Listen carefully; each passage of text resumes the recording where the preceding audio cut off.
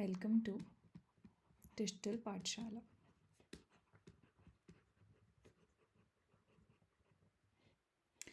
Today's topic is percentage. So basically we'll try to understand what are percentage, how we think about it and all this.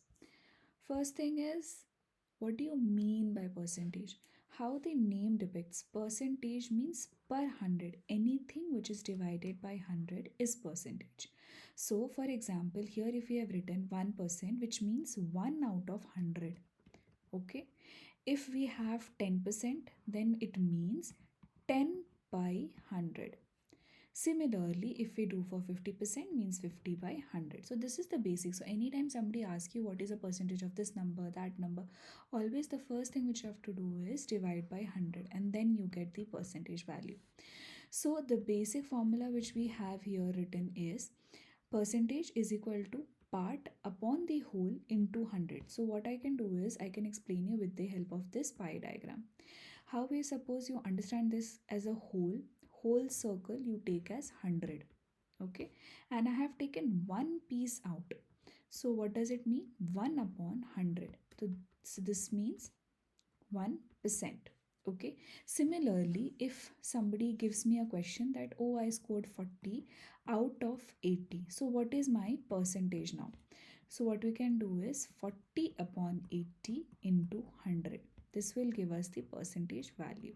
So when you cut it, it will come across 50%. So you have scored how much? 50%. Okay, I think this is clear. Now we can move across the conversions. So whenever you have to apply your brain how to convert from fraction, then you have to move to percentage and then you have to move to decimal. The basic trick which we have here is multiply by 100 to convert to decimal. Okay, and you have to divide by 100 to convert percentage into decimal. So this is simple, which you have to, anytime when you multiply things to 100, to convert the decimal into percentage value, and then if you have to divide something by 100 to convert the percentage value into decimals. Okay, moving ahead.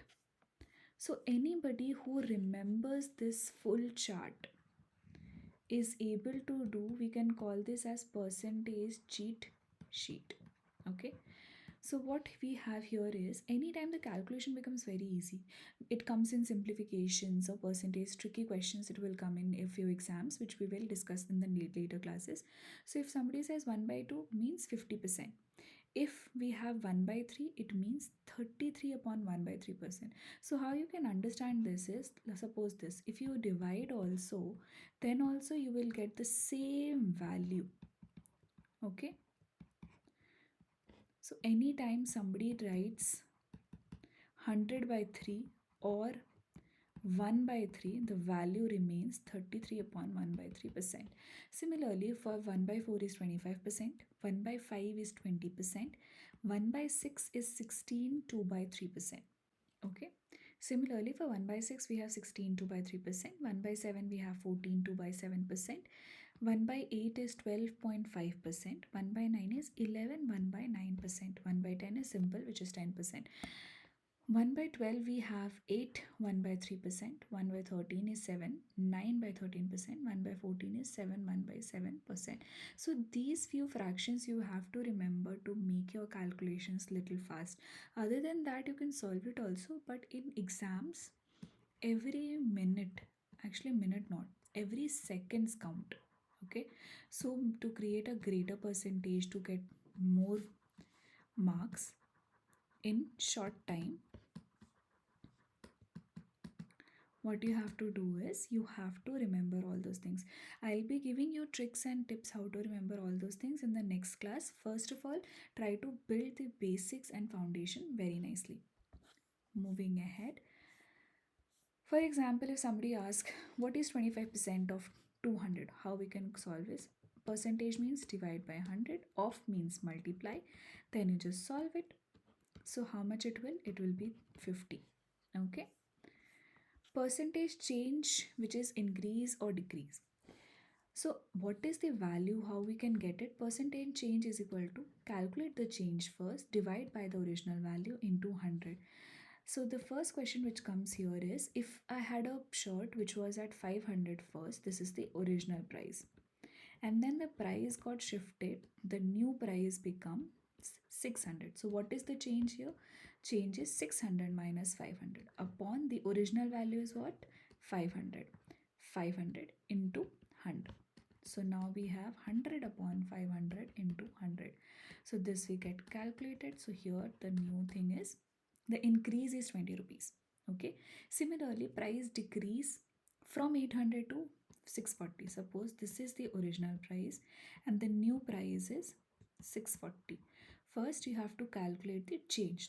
So we just subtracted, we get 160 upon the original value which is 800 into 100, then we get 20. So this is the percentage change. 20% decrease, 20% increase, this way. So anytime somebody asks you a percentage change, the formula remains same in case of increase as well as in case of decrease. Then we have tricks. So in exams, what happens is, sometimes we are given few questions like 20% of 50 and 50% of 20. So these bigger numbers sometimes we get little scared of. So the smaller numbers we feel that, oh, this is very easy. So the basic trick is, anything which is x percent of y is equal to y percent of x. How we can prove it? 20% of 50, what it would be? 20 upon 100 into 50. So this 0 get cancelled, here we get, so the value is 10. What happens here is, then we calculate 50% of 20. So how it is? 50 upon 100 into 20. Same, 0 get cancelled and the value remains 10. So whatever is easier for you, if we have 30% of 50 or we have 50% of 30, so whatever fraction value you have remembered from the chart which we have already discussed, you can calculate that way. It's not necessary that you have to calculate 50% or you have to calculate 30%, because 50% we always remember, which is half of 30. So anytime anything comes across this way, you can calculate accordingly. Okay, moving ahead to the next question, which is very important. So these kind of questions always come in um, selling price or cost price quarter sort of questions. So anytime somebody says there was an increase of 20% and then there was a decrease of 20. Okay, so first the value increased by 20% and then the value decreased by 20%. How you can solve this question is, anytime the net change is always a loss. So remember this. So in any multiple choice questions, if there is options which has loss, profit, loss, and then profit, so these two options always get rejected. Now you only have to calculate for A and C, that which is the correct value. How we can reach out to the correct value is, so loss we have figured out, and then x square upon 100. So what is x here? This is 20. So 20 square upon 100 is the value. So the 4 is the value for us. So the net change always remains minus 4%, which is a loss. Okay, so if we want to prove this also, how we can do is, for example, we can solve this question as only. So if I take the initial value as 100, there was an increase of 20%, which means 120, and then there was a decrease by 20%. So the decrease can be calculated by, let's solve this. So what is the decrease? This is 24.